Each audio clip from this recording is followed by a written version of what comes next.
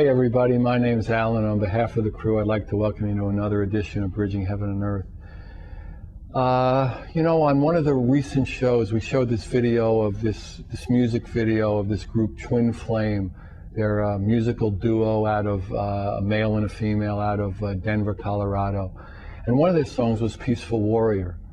And it really struck me, and we've talked on the show a lot, and we have a newsletter that goes out, I don't know, to 4,000 or 5,000 people now, and we talked recently about, a peaceful passion. And, in such a time of turbulence, in such a time of chaos, what can each of us individually, what can we take with our love and our experience, and how can we manifest it, how can we share it with the world, and how can we experience more of that love and more of that connection? And the thing that I really saw is that we have to really experience it and manifest it as best we can fearlessly. And, the story about Jesus and Peter, and, Peter, who had an incredible experience of the mastery of that individual, Jesus, the Christ. And yet 3 times before the rooster crowed, 3 times before the sunrise, he denied that experience. And how many of us in our own lives, not necessarily particularly Jesus or Krishna or Buddha or Muhammad, but the experience of that love, of that connection, how many times do we deny it before the rooster crows? What brings up that fear in us that we can't come forth in love, in joy, fearlessly, and proclaim our divinity? Proclaim our love. Proclaim our connection between us all. And how often are we going to come and still deny our experience, still deny that love? And so much, people who've seen the show before know that basically on everything, on the flyers, on the opening, on the closing, it's dedicated to the oneness, dedicated to the oneness. And we can have that experience and take it forth fearlessly. Because what do we have to lose? The only thing we have to lose is our illusion and our suffering. And, has been said by all the masters, when they come into those human experiences where it looks like somebody has power over them, they've said time and again, you have no power over me. It's only that love in heaven, that love within me, that is what I am. And because I know that, I can walk fearlessly into that love, manifest that love, and be that love. So again, we have somebody who's come in literally from New Zealand, in a sense, to California, to share their love with the Americans, and through this Bridging Heaven and Earth show, in a sense, share their love with the world. Linda Mcpherson is a world-renowned intuitive guide for self-healing. She travels the world helping people transform their lives. She uses her intuitive abilities and her intuitive gifts to help people release blocks, emotional blocks, all kinds of things that block them, that hold them back from their growth and the experience of that, of the fullness of that joy and that love. And she just delights in coming forth with that and sharing that. And she's going to do an intuitive self-healing, and she's going to guide a self-healing on the show tonight. So, we're really fortunate. And then we have these extraordinary videos that we've put together. One we did on a show here with Shanti Shivani with just beautiful graphics, and her music is just delightful and wonderful and heavenly. And then we have this Bridging Heaven and Earth Foundation promo that the crew and the staff here put together, and it's really beautiful, and we just like you to get the energy of that. So again, there's an opportunity for us all to come more fearlessly into that knowing, more fearlessly into that love, to never again deny our experience. Not 1 time before the rooster crows, not 2 times, not 3 times, just to go forth together in collaboration and individually and bring forth that love. So as we normally do at this time, please join me in a short meditation, and Linda's going to be with us. We have these incredible videos, and it should be another opportunity to experience more. So please join me in a short meditation.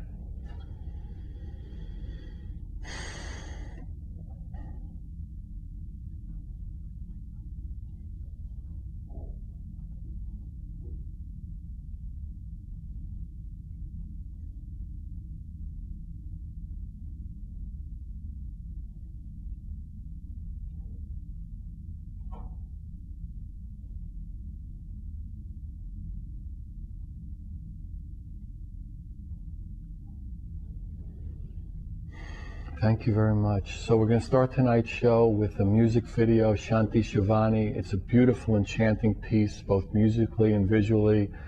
It'll be described on the video. It's some sort of Hindi language that I'm not really good at, so I'll spare you all the mispronunciations. So whenever we're ready, Shanti Shivani, beautiful video.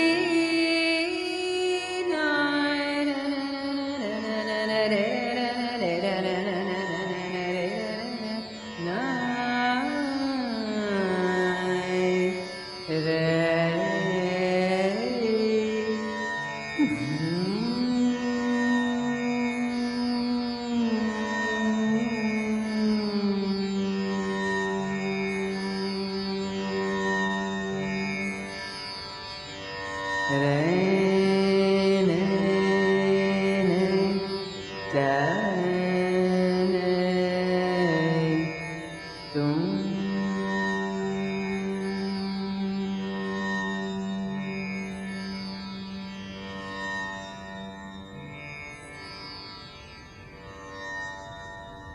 welcome. That was beautiful, wasn't it? Surrounded that with Linda. Welcome, Linda. Thanks for coming.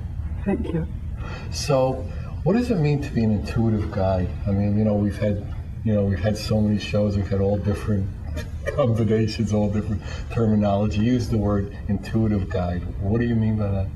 Intuitive guide, I feel, is that I receive information about the person, about an age where something happened. It's like I intuit what has happened with that person and where their block is, and I help them to go to that. And I feel I guide them to go to wherever the block is or what has been repressed. So it's a feeling of connecting with another person and feeling their feelings. And so that way I find whatever they haven't been able to deal with or they put away. And is it just sometimes because it's too traumatic at the time to deal with? Is generally that it? Often things happen that we can't handle in the moment that they happen, and the people around us are too busy dealing with what's happened. And so we have to go on with our lives, so we put away the feelings. But when we put them away, it's like they're still blocked in us, and our body has to work very hard to hold these feelings. And we can go on for a long time, but at some point it becomes, as other feelings come in, as other things happen, becomes too much for us. And that's when people start to have difficulties carrying on. And so that's what to go back and find this experience and to help the people heal it, even though it's in the past. Now, I mean, some people talk about past lives. Do you stop at birth in this life, or can you go back in your intuition into past lives? If a person needs to go to a past life, I'll help them go there. But a lot of the work we need to do in this life, and it's only occasionally that it comes up that the person needs to look at something that happened in a past life. Most of the time people got enough to work on this life to keep them busy for a while. Exactly. Yeah. Okay, so how did you come to know that this was your gift, that this was your tool? I mean, you're growing up in New Zealand and the clan Mcpherson. I couldn't help it. I loved the clan McLeod and Mcpherson. Well, as a child, I think always I would feel what the people didn't express. So I'd see people at a party or in a group, and I would pick up not what they were saying or showing, but what was underneath. So it was really a difficult... From a very early age. And it was very difficult for me because I'd wonder if I was really seeing what was there or I was imagining it. And so I couldn't be in a group with a lot of people. I would be really too much. And so I didn't really start using this ability until I was in my 40s. Wow.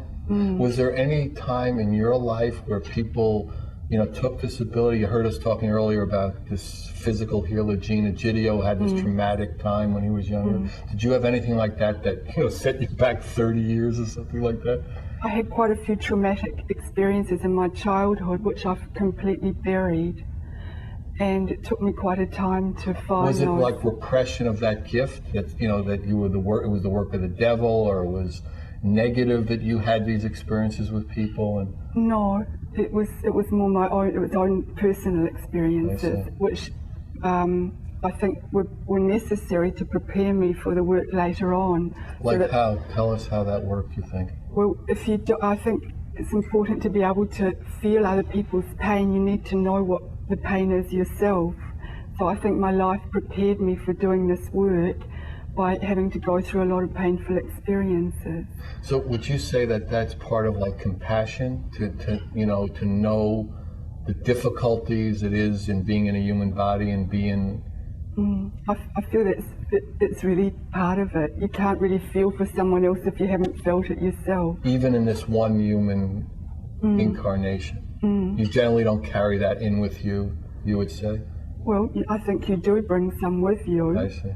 but you also have a lot in your life, and I feel that was preparing me to have this empathy for people and their pain.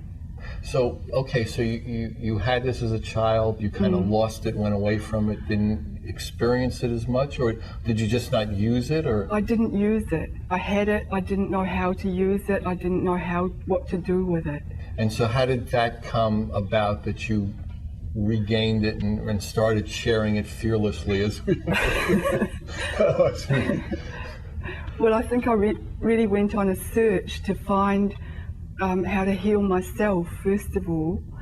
And I left New Zealand when I was 19, and I went to live with an Aboriginal tribe in the Nullarbor Desert in Australia for 3 years. Wow, that must have been something. It was I mean, did you come from like a regular person, kind of middle class, normal?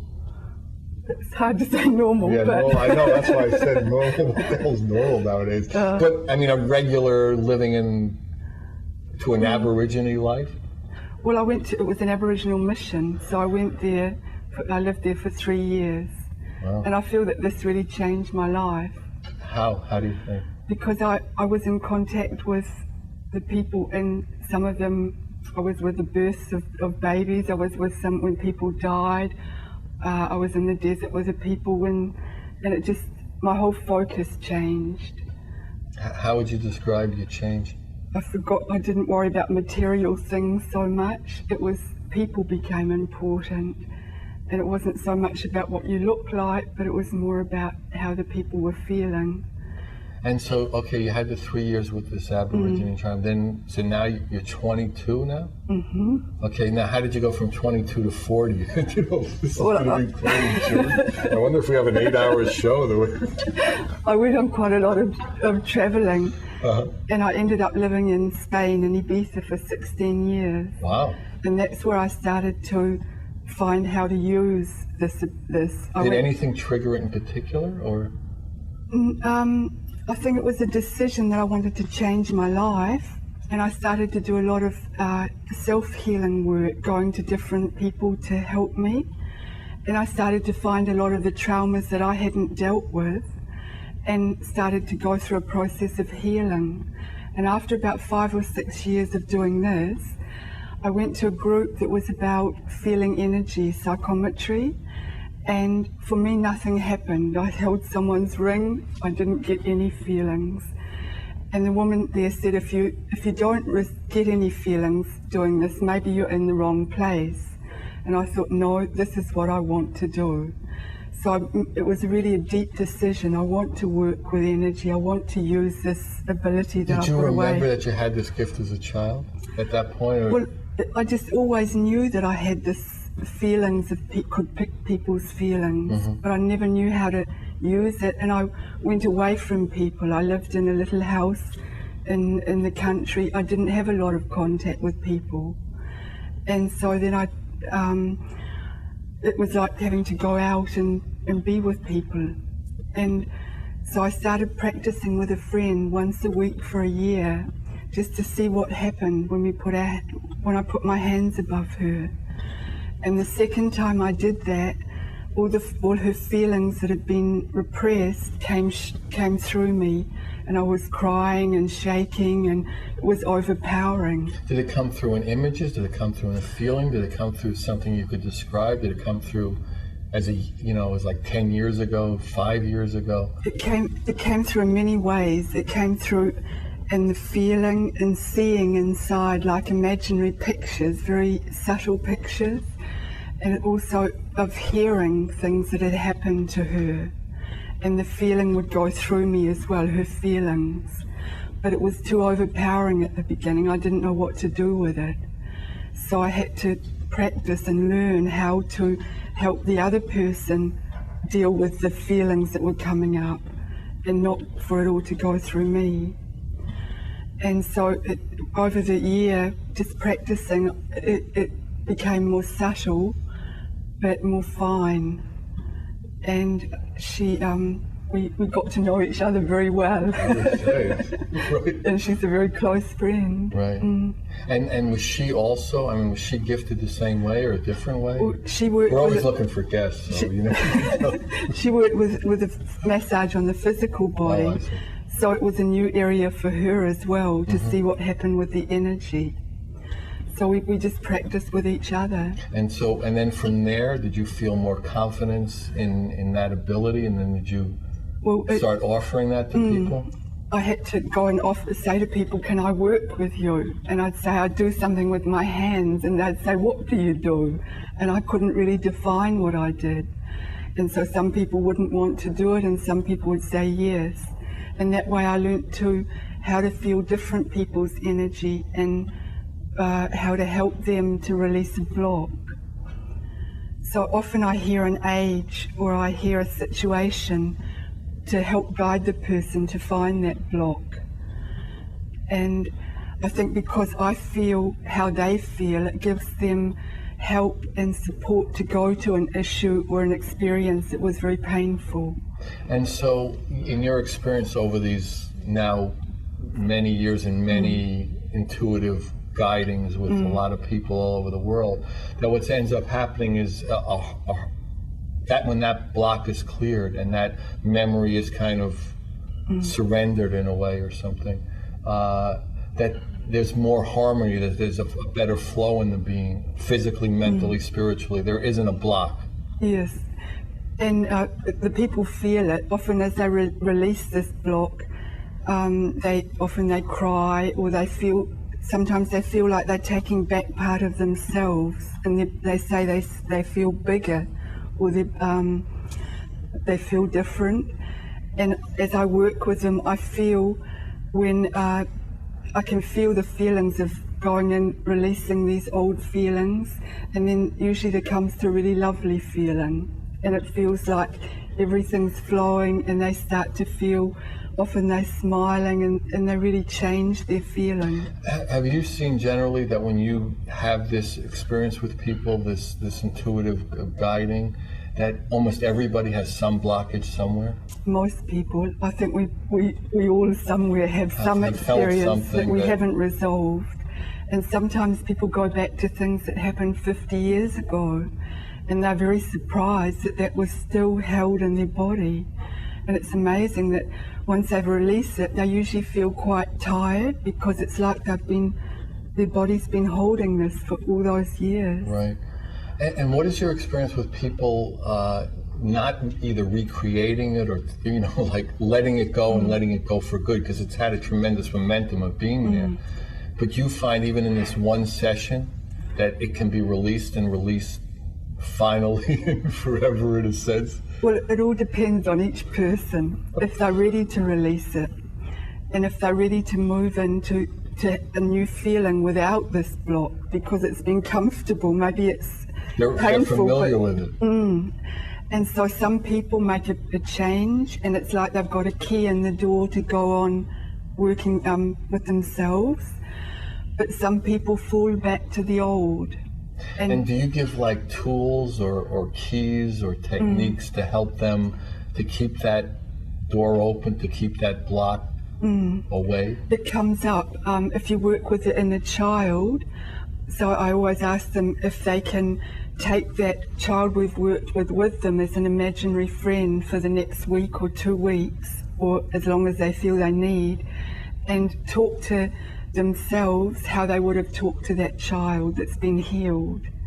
And so that taking that imaginary child with them gives them an image of how they need to treat themselves. And that seems to be very helpful for a lot of people, because it's like they can imagine what the child's face would look like if they spoke to the child like they're speaking to themselves. And it's also to be able to apologize and say, I'm sorry, I don't want to talk to you any longer how you were talked to, and now I want to give you the love you needed. And that seems to help often. And often comes up an affirmation that they can say, or it's just the feeling of whatever we've cleared. so everybody's different. And would you say that there are layers in a lot of people that you can get to, and then you can go back again and go back again, and it just it gets more and more subtle. There are a lot of gross places, and there are subtle places where we hold stuff. Often there's I've worked with some people over years, and you work first with whatever comes up, what the body's ready to heal. And is that what you would normally see first? That what the body is kind of ready to heal, and that's more on the surface in a way, and that was what you pick up. And then as you get deeper and deeper, you pick up deeper and deeper levels of it. It's whatever comes up to be healed first, and you can work with that, and then some months later you can look and there'll be something else. But often there's a few big traumas that when they're released, then the person feels that they can really live what they want. But we can go and heal. It was always smaller things to heal too. And do you find that there are certain tools, like there are a lot of, like in a lot of spiritual traditions or spiritual paths, there's some form of meditation or some form of quieting the mind or being here now, that in itself helps like release blocks or eliminate or harmonize or whatever word you want to use? I feel because the person is coming into their center, coming to themselves, and it brings a quieter feeling. And so would that kind of like pierce the blocks and kind of like in a sense release them? I think it potentially can do. Potentially can do that. Because I think that one of my experiences is if you can have the experience of where you're not blocked, somehow that kind of washes the blockages. So you almost in a way don't have to deal with each specific block because you're like kind of washing the whole system at the same time. So you've had that experience too. But for people to have an experience of meditation is also not so easy in this time because of all the busyness and all the concepts and identities we have. So you're like kind of a tool, your gift is a tool for people to come in contact with and like drop into themselves. Yes, I feel that I'm like a catalyst to help the person find whatever. Often if it's been too traumatic, they need a very safe environment and support to go back and look at this experience. And so that's what I feel I do. I feel my voice is very soft because it needs to be. You need love often to go back to look at something that's been painful. So in other words, the fact that no one's heard you this whole first thing, that's fine because they're all getting mellowed out anyway. So, you usually deal, we talked about this a little earlier, with individuals, one-on-one. You find that that's the best. Now, do you ever work in, like workshops with groups? Yes, I do sometimes with groups. If I work individually, usually it takes between 1.5 to 2 hours so that you can really work through and that whatever you've opened, that's completely resolved and the person feels strong to go on with them after that. In a group, I look at a person with my eyes closed so I can connect with their energy, and I hear an age or I hear a situation or I hear what is ready to be looked at. And I feel that as we do that, it helps other people in the group connect with things that have happened in their lives. And so this flows. One person helps other people. Okay, and you're going to do like a little mini. It's a little mini. mini intuitive guiding after we do the video. Why don't we do the video now, and then we'll come back to that. And so yeah, it's as I said at the opening, it's the Foundation promo video. It's very beautiful, and I think you'll like it. I think we've shown it once or twice before, but we're really pleased with it. And then we'll be back and we'll have a mini guided healing.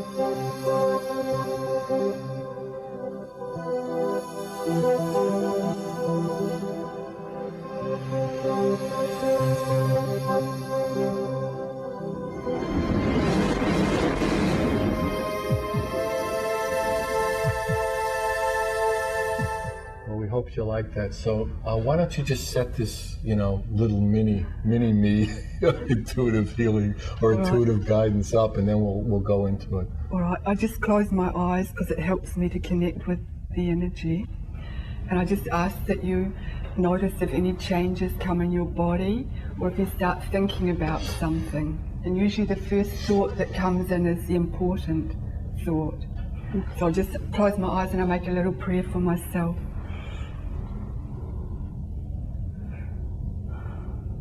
And if you can just tell me if you notice any changes in your body or if anything comes. So about 12 years ago, can you remember what was happening in your life? Yes. And could you tell me? I had a job that I lost and a friend that I lost. And how did you take the loss of that friend? Very badly. And was it a natural, can you share how they died? Cancer. Cancer. And were you with them close to the death? No. But you felt very close to them, is that true? Yes. And I'd say you gave them a lot of support in the moment of dying. Did you feel that? Actually, there were two friends. One died of something else. One I knew about. One was a total shock. But I did get to spend time with her before she left. Yes. God. And that friend, the one that you knew about, do you feel that they showed you something, that they gave you something that's helped you in your life? How to face death. How to face She knew death. much longer than I thought. Yes. Now, did you have something to clear with the one who died and it gave you a shock? Did you have something that you hadn't told them that you wanted to tell them? No, I was able to talk to that one. God. And spend a very special time when she just moved. And she didn't know it at that time. God. So we're talking about two people, is that right? Two people. In fact, there were 4 incidents at 12 years ago. Yes. After the job, I was in a job that was horrendous, that made me very physically sick. So all of them happened together. All happened together. And how did you, in the time after that, what did you do? What happened? Because there's a feeling here of my body wants to sink in. It's a feeling like it was almost too much. It was overwhelming. I was hiding. I got physically sick. It feels like it was a shock. Yes. And how did you deal with that shock? Anger, fear, and just hiding out. And just watch what's happening in your body and just tell me any changes. My throat, my mouth gets dry from stress. That started at that time. It's starting to happen right now. Exactly. And look what's happening at the back of your neck and at the back of your body. Now, I keep hearing about not forgiving yourself. What was it if you could think about something you needed to forgive yourself at that time? That I didn't go and wasn't present when the one that I knew about died. Exactly. And it's like this has stayed with you all these years. So could you look at them now, just imagine looking at them and tell them what you really wanted to tell them? That I loved her and that I wish she could give me the chance to know how bad it really was. And watch what's happening in your body. Oh, because she doesn't want you holding this. Is that true? Yes. It's for her, it's the last thing she'd want, that you have to feel this feeling of not forgiving yourself for that. She told me in the very last conversation, "It's okay, Jane, I know, it's okay." Part of the time she was not her normal self, she was very strange. But and I took it personal. Yes. But for some reason, I called and found the hospital, exactly the hospital, and they were carrying her someplace. She didn't even say where. And I said, I'm sorry, I didn't understand. And she said, it's okay, Jean, it's okay, Jean. So she did forgive me. So can you hear that? It's okay? Yeah. And look what happens in your body. And just imagine just looking at her now and just how you feel, and watch what's going on in your body. Oh, well done. How does it feel? Relief? Exactly. And I don't feel... Wow. She used to have... She would talk so fast and so energetic that she would lose her breath and she'd gulp air, and I was getting that just now. Yeah. The gulping. Like I can't get enough air. Oh, and for her it's so important that you hear it's okay. Yeah. She knows that you were with her. She knows that you loved her. Is that true? Yes. Good. Well done. Now watch what's happening in your body. Oh, really good. And just tell me what's happening. I'm able to breathe even through my mouth. Wow. And I don't want to cry on television, but I can't stop. It's okay. It's really good. And just, if she was going to be near you now, just giving you support and letting you know that you're loved, where would she be? She would be trying to feed me something. Good. She was always either feeding you or eating off your plate. Really great. So it looks like it's a very joyful meeting, yeah? Yes. Really great. Oh.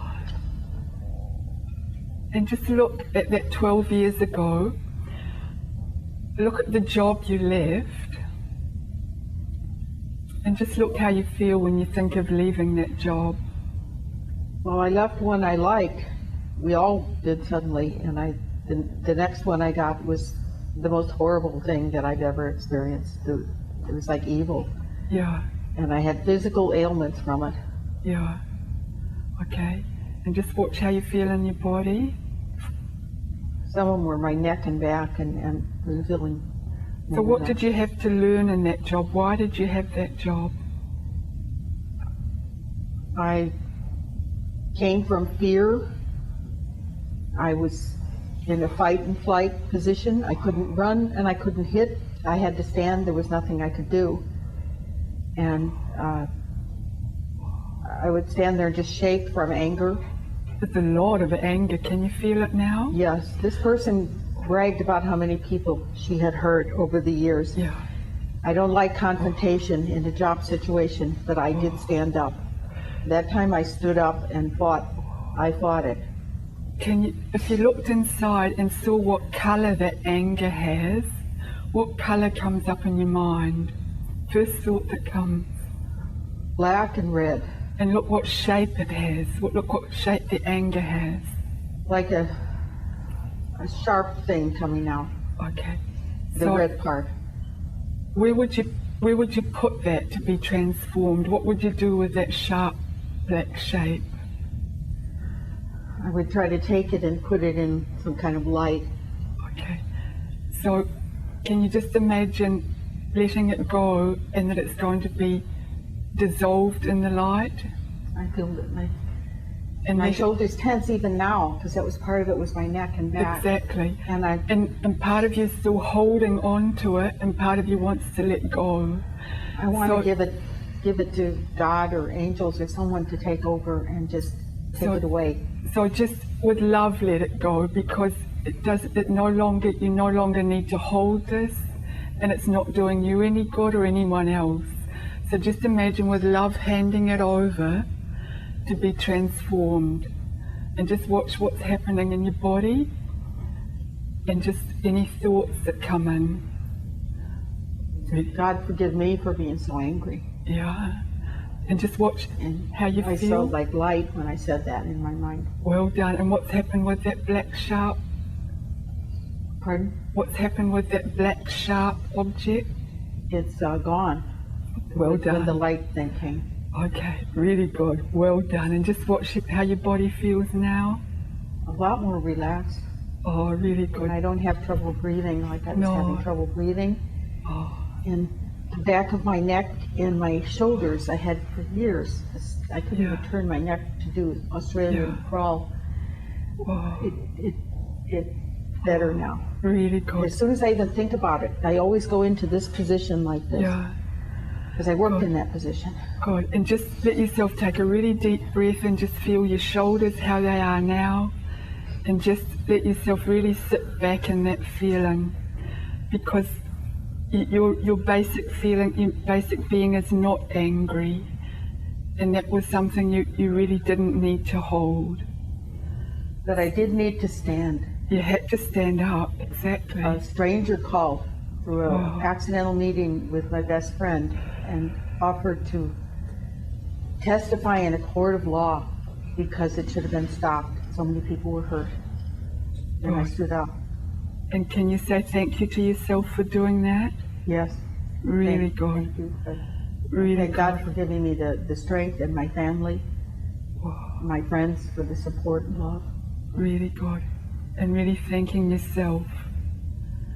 Well, thank you very much. I think that's enough for the moment. And there's a very lovely feeling around you.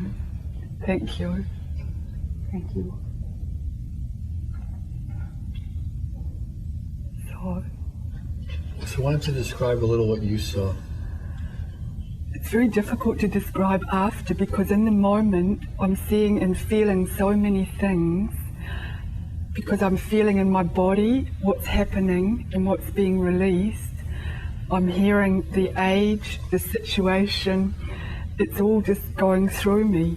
So after, often I have a difficulty to explain exactly what happened because it happened so quickly and so intense. But can you see, like when Jean was talking about releasing, and could you see the change from the tension and disharmony to the harmony?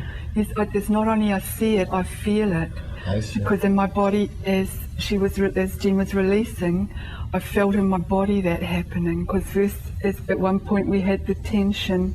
I felt the tension building at the back of the neck, and it builds up in me. And then as we clear it, my body also goes through the releasing. And how do you deal with the fact that a lot of these people have, most people have some level of discomfort in one way or another, and how does it work that you don't take it in and become full of discomfort, as it were, become a discomfort machine? Well, it just seems to flow through me. I see. So it kind of just like an empty hose, and you can feel it, and you can feel the water, but it doesn't stick. So in other words, you can feel her shoulders tensing and loosening, and then then you're back to being you. And I also feel the energy of the person who died.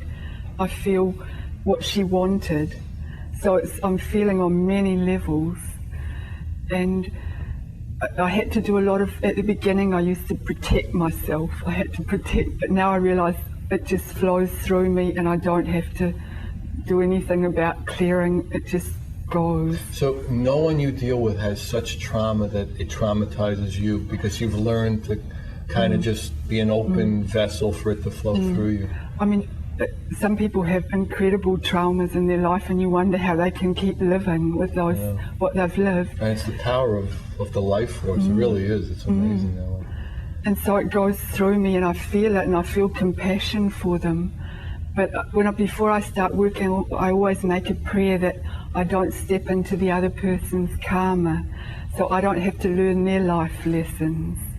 So that's like a statement that I'm ready to work with them. I ask to work with love, but that I don't want to take on their experiences. So like say, like in this particular instance, when Jean, forgave herself and got the feeling that the other people involved in this traumatic time forgave her, did that just like shine light on darkness? And once it's different now, it's not like encased in. It just feels like letting go and feeling love and feeling that it's all right, that she knows that she was loved and it's all okay, and it just brings in a calm feeling where it just feels right. But the thing I'm saying is that in essence there was like, a momentum and a habit of thinking that I wasn't loved and I wasn't forgiven and I was bad and I'm not worthy of love and I'm not worthy of God, and you find that even in like a short amount of human time, like a 10-minute period we had here, somebody could experience an openness, a surrender, a harmony that really they can take with them as a catalyst for really obliterating that blockage. If the person's ready to let it go, yes. And how does that work? I mean, why would one person be ready? Go back into the courtroom. Why would that happen? Would one person be ready and another not? Well, for some people, they know how to live with this guilt. Not saying how to live with this experience. They're used to it. And so to let it go, they have to change their whole thinking pattern. And so some people really want to change and ready to change. Other people maybe want to change, but it's too uncomfortable to move into a new way of being. So if you were guiding them on a consistent basis, would you almost every time you saw them, you'd go back to that spot necessarily? Or no, usually maybe it just needs a little support, maybe just a looking one more time, a little support, and then usually they can move on. It doesn't usually, it just needs a little help sometimes. And are there certain like areas, like for most human beings, the traumas are around death? Yeah, I mean, it all comes from feeling separate from the oneness, feeling separate from God, but the way in human body we kind of interpret it is death of loved ones, some kind of financial trauma, some sort of relationship trauma. Are those the big ones that seem to come up for human beings? Well, childhood abuse. There's a lot of childhood abuse or childhood traumas. There's when people have death of loved ones when they haven't had time to say goodbye, or there's something hasn't been resolved, or relationships, or just the self-love, the acceptance of the self and forgiving the self. And often guilt's a big one, to let go of guilt. And what creates, why do people take on guilt? How would you describe that? Well, I think often people are told things in their life, and they set up this pattern that maybe they've done something wrong. I mean, there's so much right and wrong and good and bad that is almost against nature that you almost can't help but somehow do something that's not good, that's bad, that's evil, and people, if they believe in the good and bad in that way, they feel guilty. They feel guilty, and they hold that, and it affects their whole life. And so to help someone to let go of the guilt and see that they really weren't, usually they're not guilty, usually they've done something that wasn't intentionally to hurt anybody, and so usually it's just a matter of helping them see what happened through different glasses, different eyes. Wow. So, I think we're kind of coming to the end of the show again, and I don't know if you could feel the energy through the TV and through your monitors and through whatever day you had, and whatever busyness was going on in you, whatever traumas we all carry with us, but there was a tremendous growth potential for us all, and a tremendous growth. So again, can we go into this world and know this love fearlessly, know this love? And of course we can, of course we know it. So let's come together, let's bring that love out, let's manifest it, and we love you. So good night, God bless you, thank you.